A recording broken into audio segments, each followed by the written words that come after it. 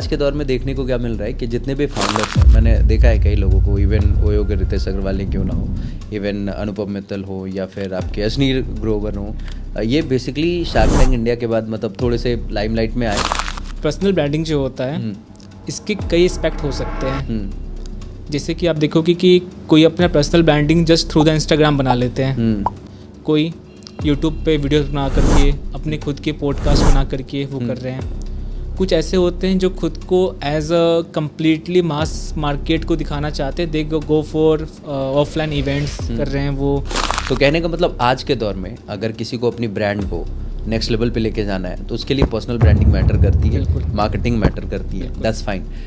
अगर आपको लगता है कि मुझे अपने प्रोडक्ट को बहुत कम टाइम में मार्केट तक लेके आना है, क्योंकि आज के टाइम पे अगर आपको कंपटीटर से आगे निकलना है तो आपके लिए टाइम का फैक्टर बहुत बड़ा है। यू कांट स्पीड आपको चाहिए, यू कांट स्पेंड 5 और 6 ईयर जस्ट टू। नमस्कार, मैं अनुराग दांगी आप सभी का स्वागत करता हूं अपने show the Anurag Dangi show में। और आज हमारे जो गेस्ट बने हैं वो हमारे साथ हैं मिस्टर समीर सत्यार्थ।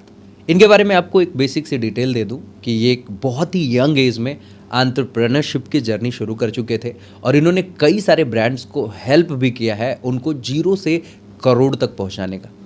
उनमें से कई सारे ऐसे ब्रांड्स हैं जो इंडस्ट्री में नामी ब्रांड्स हैं। मैं उन्हीं से जब बातचीत करूंगा तो आपको समझ में आएगा कि कैसे ये ब्रांड्स को हेल्प करते हैं उनको नेक्स्ट लेवल तक जाने में, कैसे ये ब्रांड्स को हेल्प करते हैं अपने बिजनेस को बढ़ाने में। तो मैं अपने इस शो में स्वागत करता हूं मिस्टर समीर सत्यार्थ का, जो कि फॉक्स बिंग के फाउंडर भी हैं। तो समीर भाई बहुत बहुत स्वागत है, कैसे हैं आप?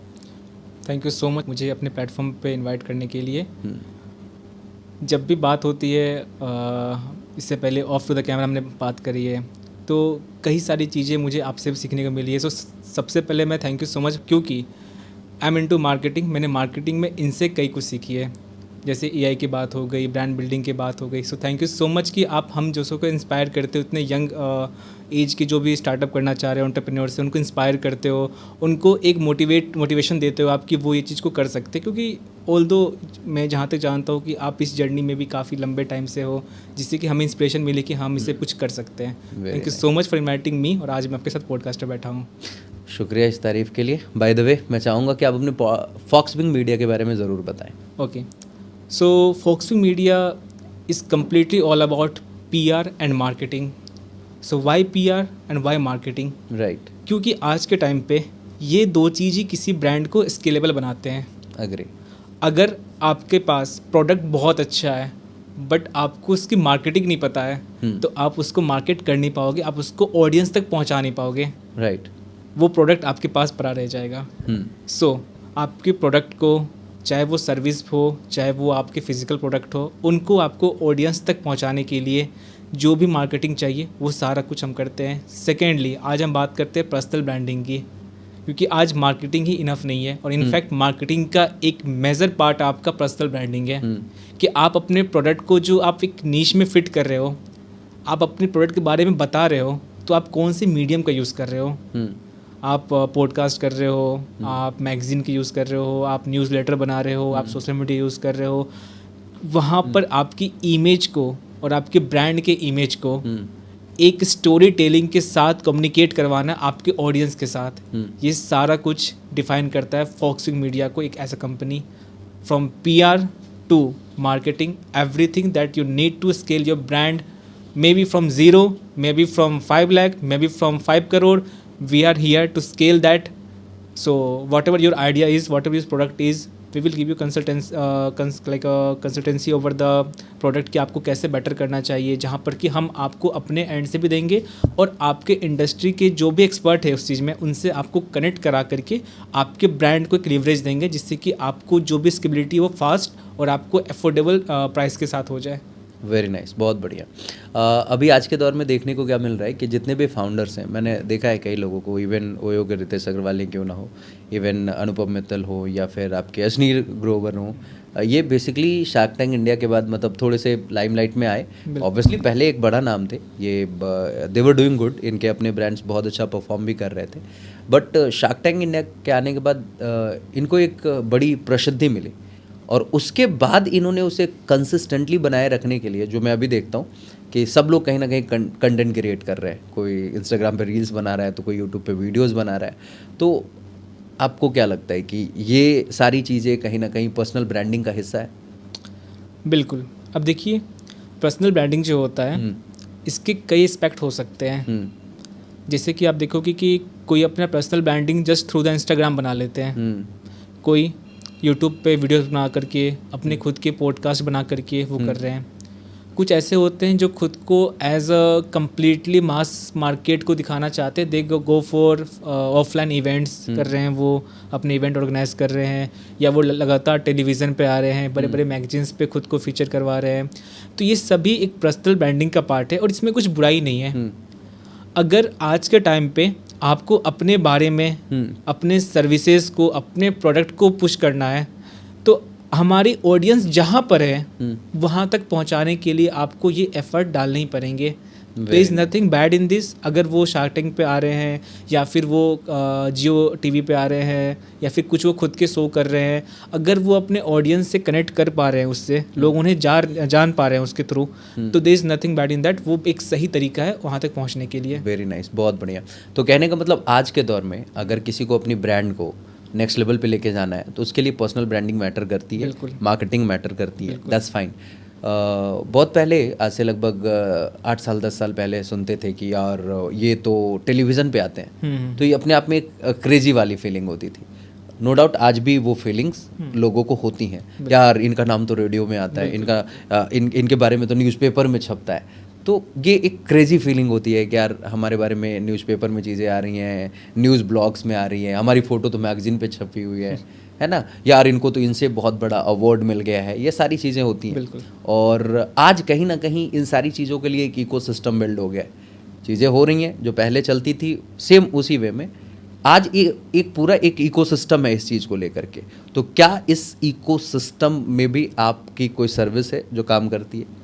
बिल्कुल बिल्कुल। देखिए, जैसे आपने बात करी रेडियोज़ की, टेलीविज़न की, तो ये एक फॉर्म ऑफ मीडिया है जो कि टाइम के साथ, जैसे हमारा पहले हम छोटे फ़ोन यूज़ करते थे, बटन्स वाले, जहाँ पर कि हम रेडियो सुनते थे, या फिर टेलीविज़न पे, फिर हमने स्क्रीन टच फ़ोन लिया, हमने यूट्यूब देखा, फिर हम इंस्टाग्राम पे आए, अब हम 30 सेकेंड में 7 सेकेंड में रील्स देख रहे हैं। तो ये खुद को अपग्रेड कर रहा है मीडिया। पहले बिलबोर्ड्स के प्राइस हाई होते थे, आज अगर आपको कहीं पर मार्केटिंग करनी टेलीविज़न पे, उसके प्राइस हाई होते हैं, तो वो प्राइसिंग उसके अकॉर्डिंग डिफ़ाइन होती है। अब ये इकोसिस्टम में इतनी ज़रूरी है, ये हो सकता है कि आप अपने काम के वजह से आपको रिकग्निशन मिल जाए कि आपने कोई ऐसा प्रोडक्ट बना दिया कि मीडिया उस चीज़ को प्रमोट करे खुद ही। अगर आपको लगता है कि मुझे अपने प्रोडक्ट को बहुत कम टाइम में मार्केट तक लेके आना है, क्योंकि आज के टाइम पे अगर आपको कंपटीटर से आगे निकलना है तो आपके लिए टाइम का फैक्टर बहुत बड़ा है। यू कांट स्पीड आपको चाहिए, यू कांट स्पेंड 5 और 6 ईयर जस्ट टू से कि मेरी प्रोडक्ट अच्छी है बाय द इंस्टाग्राम ओनली। पता चलेगा 5 से 6 साल बाद मार्केट चेंज हो गया और आपका प्रोडक्ट वो वहीं रेलेवेंट ही ना रहे। अग्री। दैट्स व्हाई इस इकोसिस्टम में फिट होने के लिए वी प्रमोट्स कंप्लीटली कि हम आपके ब्रांड्स को अलो करेंगे through our connections, through our PR strategies, कि हम आपको वहाँ प्रमोट कर दें। या तो आपके एक एंटरप्रेन्योर के पास 2 ही चीज़ें होता है, या तो टाइम होता है या तो पैसे होते हैं। राइट। लेकिन टाइम के साथ कंपटीटर्स आगे निकल जाएंगे, तो यहाँ पर एक मिनिमम अमाउंट आप इन्वेस्ट करके चीज़ों को बहुत जल्दी बेटर कर सकते हो। अपने ब्रांड को, अपने बारे में हर चीज़ को आप कम्युनिकेट अपने ऑडियंस से जल्दी कर सकते हो। So we are building a ecosystem completely within a one roof. आपको ब्रांडिंग में आपको मैगजीन्स करवाने हो, आपको न्यूज़ पे आना हो, we will create ecosystem for you, we will plan everything. आप यहाँ पर आप जाओगे तो आपकी ऑडियंस आपको सुनेगी, आपकी मार्केटिंग कैंपेन्स को यहाँ पर लाना चाहिए हमें। विल कंप्लीटली एक इकोसिस्टम के अंदर आपको हम फिट करेंगे, जिससे कि आपका टाइम बचे, आपके लिए वो अफोर्डेबल भी हो, और आपका जो सर्विस है, आपकी जो प्रोडक्ट है, वो सही टाइम पे सही ऑडियंस को मिल जाए before your computer will come and do the same thing. Right. करना उनको भी यही चीज़ है। Right. So be stand from that. Okay, that's great. तो इसमें आपने बताया कि पर्सनल ब्रांडिंग की सर्विसेज आप लोगों को देते हो, तो क्या इसमें डिजिटल मार्केटिंग का भी कोई रोल होता है? बिल्कुल, डिजिटल मार्केटिंग ऐसे तो आज के टाइम पे डिजिटल मार्केटिंग देखोगे आप तो बहुत सारे लोग हो चुके हैं जो कर रहे हैं, बट इसमें भी कोई बुराई नहीं है, टू बी ऑनेस्ट। आज कोई ब्रांड है, XYZ कंपनी है जो साल का 10 लाख कर रही है, right, they can afford a marketing team of spend approximately 50-60,000 only. Okay. But आज आप देखो जो बड़े कंपनीज है they will start charging 5 lakh 6 lakh a month, उनके लिए अफोर्डेबल नहीं है। अगर कोई डिजिटल मार्केटर सीख करके उनके लिए वो बेनिफिट दे पा रहा है उनको, तो उनके लिए तो अच्छा होगा कि एक बीइंग अ टाइम पीरियड आपको वहाँ से लिवरेज मिल रही है ब्रांड को आपकी। कुछ नहीं से अच्छा कुछ मे बी एक एसईओ की सर्विस हो गई। आप किसी बड़े एमएनसी के पास जाओगे या फिर किसी बड़े एजेंसी के पास जाओगे, they will charge you 3-4 lakh rupees a month for SEO. But आपको चाहिए अभी ब्रांड को बनाने के लिए, then you can go for SEO expert और एजेंसी लाइक फ्रीलांसर्स और स्मॉल एजेंसीज जो भी कर रहे हैं, या मे बी अगर हमारे पास भी आप आते हो we can arrange something good for you, जहाँ पर कि आपको एक बेयर मिनिमम अमाउंट पे चीज़ें बेहतर होते हुए दिखना स्टार्ट हो जाएगी। So digital marketing is very vast topic, जिसमें जितने लोग आएंगे उतने ब्रांड्स को फ़ायदे होंगे इसमें, क्योंकि बहुत सारी चीज़ें आती हैं ना, लाइक वेबसाइट डिज़ाइनिंग आ गया, एसईओ आ गया, even you can say meta ads आ गए, इवन आपकी a lot of things, a lot of services are involved in it. तो क्या ये सारी चीज़ें, इन सारी चीज़ों की सर्विसेज आप प्रोवाइड कर रहे हो? बिल्कुल बिल्कुल। देखिए जैसे मैंने आपको बोला कि we are completely into PR and marketing, तो मार्केटिंग के अंदर आपके ब्रांड को जितनी भी चीज़ों की एक्सपेक्ट हो सकती है हम आपको कोशिश करेंगे हर चीज़ प्रोवाइड करने की। लेकिन सबसे टॉप ऑफ दैट, हम बेचने पे नहीं होते। We are not into selling something, we are into building something, and there is very huge difference between selling something and building something. Very nice. It means you work with the brand to build them from scratch. Exactly. और building में अगर if they don't need to run the Meta ad, will से आपको ज़रूरत नहीं है। मतलब you give the complete brand consultancy kind of thing. That's fine. क्योंकि we talk on result. If you don't get the result, you can just say कि मुझे result नहीं मिल रहे हैं, हम तो रिजल्ट पे काम कर रहे हैं ना। बट यहाँ पे एक सवाल है कि उम्र बड़ी कम लग रही है, और डिस्कशन से मुझे पता चला कि आपने लगभग 2 या 3 ब्रांड्स को फ्रॉम स्क्रैच, जीरो से आप 1.5 से 2 करोड़ रुपए तक के मंथली रेवेन्यू तक भी स्केल करा है आपने। तो मैं समझना चाहूँगा कि ये इंस्पिरेशन कैसे आई कि मुझे ये सारी चीज़ें करनी चाहिए, क्योंकि जहाँ तक मुझे पता है आप एक कॉलेज स्टूडेंट रहे हैं, अभी मुश्किल से, अभी लगता है कि फाइनल ईयर हुआ होगा। फाइनल ईयर हुआ मेरा। हाँ, जी। तो इस इतने कम समय में क्या कॉलेज वगैरह नहीं जाना होता था? कैसे मैनेज करते थे सारी चीज़ें? जिद है, करनी है, और जिद्दी बचपन से रहा हूँ। अब क्या था कि जिद के बीच में कुछ करना था, और हमेशा से एक 14 साल का उम्र का लड़का के पास एक कंप्यूटर आ गया, उसने ब्लॉगिंग स्टार्ट कर दी। तो मुझे ऐसा लगता है वो ब्लॉगिंग स्टार्ट करने से मैंने इस फील्ड में एंटर कर गया मैं। अब अंदर में जिद है कि हर चीज़ को मैं सीखूं, जानूं, कुछ बनाऊं, क्योंकि मुझे कुछ बनाने पे ही बिलीफ आता है। जैसे मे बी किन्हीं को एक क्रिकेटर को सेंचुरी मारने पे मज़ा आता हो, ऐसे मुझे ब्रांड्स को खड़े करने में मज़े आते हैं। मैंने खुद के ब्रांड बनाए, मैंने रेवेन्यू इंक्रीज़ करते हुए देखा, मैंने टूटते हुए देखा ब्रांड्स को। तो मुझे इन सब चीज़ों से प्यार हो गया कि मुझे ये चीज़ करनी है, मुझे स्टार्टअप बिल्ड करना है। कैसे कर सकते हो मुझे उसके बारे में जानना है, किस तरह से होंगे, कहाँ दिक्कत आएगी, मुझे सब कुछ जानने में इंटरेस्ट आ गया। सो जिद था, इंटरेस्ट हो गया और प्यार हो गया, फिर तो कुछ सवाल ही नहीं बचता है। अब क्या चाहिए आपको? बहुत बढ़िया। तो ये जिन ब्रांड्स को आपने हेल्प करा from scratch to 1.5 CR monthly revenue and all, आप मुझे ये बताना कि इस प्रोसेस में आपने क्या कुछ सीखा? इस प्रोसेस में मैंने ये सीखा कि जैसे कहते हैं ना कि किसी भी फील्ड में नॉलेज डिफरेंट होता है, बट प्रैक्टिकल उसको करने पर तो डिफरेंट होता है। राइट। टू बी ऑनेस्ट, अगर आप ये सोच रहे हो कि मैंने किसी एक ब्रांड को किसी एक स्ट्रैटेजी से बना दिया तो मैं उसी स्ट्रैटेजी से ये ब्रांड भी बना दूंगा, यू आर कम्प्लीटली रॉन्ग। आपके प्रोडक्ट, आपके स्टोरी टेलिंग, हर चीज़ के अकॉर्डिंग हर चीज़ मैटर करती है आपके ब्रांड बनने में। और वो आपको डेफर करेगी, वो कोई किताब नहीं सिखाएगी आपको। किताब आपको नॉलेज देगी, उस चीज़ के बारे में इंफॉर्मेशन देगी, बट उसको यूज़ कैसे करना है। जैसे एआई होता है, एआई आपको आउटपुट देगा, पर प्रॉम्प्ट तो आपको देना पड़ेगा।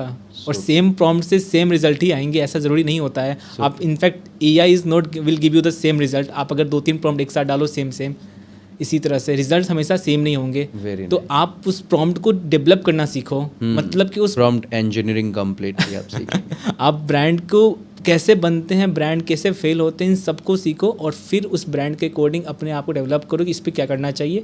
Then go for strategy, then go for marketing. सब कुछ पहले उसको समझो कि आपके ब्रांड की रिक्वायरमेंट क्या है, आपकी रिक्वायरमेंट क्या, आपकी विज़न क्या, आपको किसको बेचना है, कब बेचना है, कैसे खरीदेंगे, वो कस्टमर जर्नी क्या है, बहुत सारी चीज़ें मैटर करती है। तो मेरे लिए सभी ब्रांड के लिए एक अलग ही एक्सपीरियंस है। और इस एक्सपीरियंस को मैं जब भी चाहूँगा कि मैं इसको और बढ़ाऊँ, क्योंकि सबके साथ एक नया कुछ सीखने को मिलता है, एक नई दास्तां की शुरुआत होती है। इंजीनियरिंग में स्पेशलाइजेशन क्या थी? Electrical engineer. Electrical engineering. तो ये इलेक्ट्रिकल इंजीनियरिंग करने के बाद ये ब्रांड इंजीनियर कैसे बन गए? देखिए, यूँ तो इंजीनियर कुछ भी बन सकते हैं, to be honest. Engineer India में इंजीनियरिंग छोड़ के इंजीनियर बनते हैं, फिर बाकी कुछ बनते हैं वो। बिल्कुल बिल्कुल। तो इंजीनियरिंग के जो 4 साल होते हैं, वो 4 साल आपको बहुत कुछ सिखाती है लाइफ में। So true. अगर आप जो भी मतलब मेरे एज के हैं या फिर मुझसे 3-4 साल छोटे हैं, जो भी कॉलेज जाने वाले हैं, तो नेवर थिंक कि आप कॉलेज जाओगे तो कुछ नहीं सीखोगे। कॉलेज किताबों में नहीं होता है। कॉलेज एक आपकी दुनिया होती है जहाँ पर आप इंडिपेंडेंट हो जाते हो करने के लिए। आपके पास एक लैपटॉप होता है, वही लैपटॉप उनके पास भी है जो जॉब करेंगे अच्छी कंपनी में, वही लैपटॉप उनके पास भी था जो जिनको जॉब नहीं भी लगे हो सकता है, वही लैपटॉप उनके पास भी था जिन्होंने स्टार्टअप बना दिया। Very nice. वही टीचर, सब कुछ वही था, करिकुलम वही था, बट आपने खुद को कैसे उन 4 साल में खुद को डेवलप किया वो डिपेंड करता है। तो इंजीनियरिंग एक खुद में बहुत बड़ी सफ़र है 4 साल की। आप उसमें क्या करना चाहोगे वो फर्स्ट डे डिसाइड करो और लग जाओ। बनते हैं लोग। बिल्कुल, मुझे तो ये समझ में आता है कि आपके लैपटॉप के डेटाबेस में क्या चीज़ें पड़ी हैं, इस पे आपका करियर डिपेंड करने वाला है। क्योंकि कई सारे कॉलेज के स्टूडेंट्स को देखते हैं 250-300 GB में, तो उनके पास एंटरटेनमेंट की वीडियोस पड़ी रहती हैं, तो वो अपने करियर और लाइफ के बारे में कहाँ सोच पाएंगे। बिल्कुल। बट मुझे लगता है कि चीज़ें अब बदल रही हैं, यंग येज एंटरप्रेन्योर्स आ रहे हैं, और मुझे लगता है 18-20 साल में भी आज बच्चे बहुत सफल हो रहे हैं। बहुत और मैं तो कई लोगों को कहते सुना हूँ कि 2025 विल बी द ईयर जहाँ पे आप देखेंगे कि कोई एक इंडिविजुअल बंदा होगा जो $1 मिलियन की कंपनी बना रहा होगा, और उसके पास छोटी सी टीम होगी, अकेला, मतलब एक कमरे में बैठा हुआ ये सारी चीज़ें कर रहा होगा AI के आने के बाद। तो ये जनरली मुझे लगता है कि पॉसिबल है, लेकिन आप कुछ भी बिल्ड करोगे अल्टीमेटली आपको एक चीज़ की ज़रूरत पड़ेगी जिसका नाम है ब्रांडिंग, और वो आप करवाएंगे फॉक्सिंग मीडिया के जरिए। तो बहुत बहुत मुबारक हो, बधाई हो। अच्छा लगता है आपसे बात करना, फिर मिलेंगे, फिर बातें होंगी। Thank you so much. बाकी कभी फुल पॉडकास्ट करेंगे, उसमें अच्छे तरीके से सारी चीज़ों को डिस्कस करेंगे। आपके स्टूडेंट लाइफ के बारे में भी जानेंगे, आप स्टूडेंट लाइफ से कैसे मैनेज कर पाए कि कॉलेज करते करते आपने ब्रांड्स के साथ काम करा, कॉलेज करते करते आपने स्टार्टअप इंक्यूबेशन सेंटर्स के साथ काम करा, कॉलेज करते करते आपने अपनी खुद की भी ब्रांड बनाई, कई सारे, जहाँ तक मुझे याद है रेड ऑन न्यूज़ से लेकर के कई सारे और भी अलग अलग ब्रांड्स आपने बिल्ड करे। उसके बाद finally you are on Foxing Media and this is going to be your final brand, जिसमें मुझे ये समझ में आया कि आपने इतने सारे ब्रांड्स बना लिए कि आपको समझ में आ गया कि ब्रांड बनता कैसे। So now let's teach it, अब let's come to the destination कि अब मुझे सिखाना है बनाना। हाँ, सिखाना है, ब्रांड करके दिखाना है, और करके दिखाना है, दैट्स फाइन। सो बहुत बढ़िया, मुबारक हो, बधाई हो इस पॉडकास्ट में, इस छोटे से टाइनी से पॉडकास्ट में आने के लिए। बाकी फिर मिलेंगे, फिर होंगे खूब सारी बातें, तब तक के लिए शुक्रिया। और बाकी आपको ये पॉडकास्ट छोटा सा पसंद आया तो शेयर कर दीजिए दोस्तों से, सब्सक्राइब कर लीजिए, लाइक तो करेंगे ना, कमेंट करके ज़रूर बताइएगा कि इस पॉडकास्ट में आपको क्या पसंद आया। शुक्रिया, थैंक यू।